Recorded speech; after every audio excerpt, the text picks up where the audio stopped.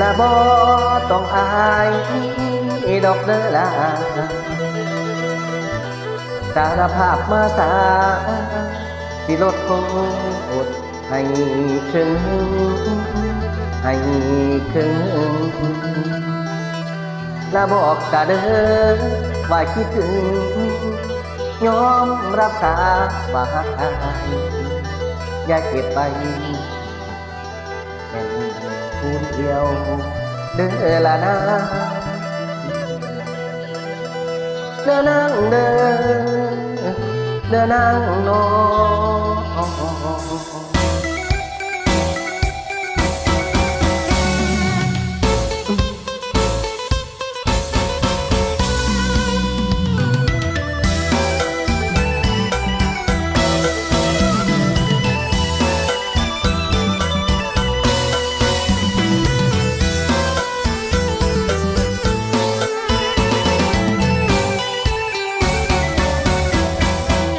วามเป็นจริง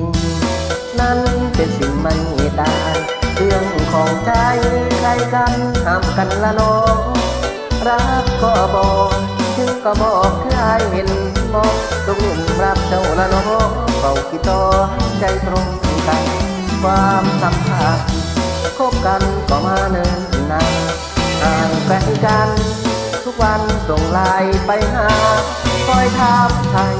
เขาละไปคือใจสั่งมาใจก็บอกให้มาตาพูดคำมารักมาตรงตรง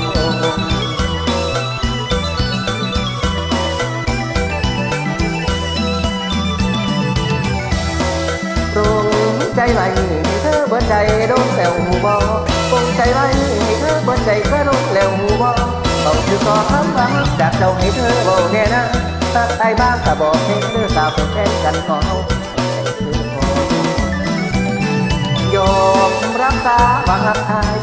สารภาพหัวใจอย่ามัวแต่เก็บอาการ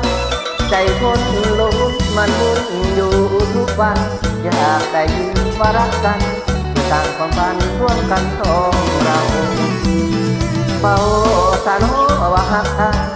อย่าให้ทาดนลายมันคือใจเข้าทางเจ้าของทั้งหัวใจ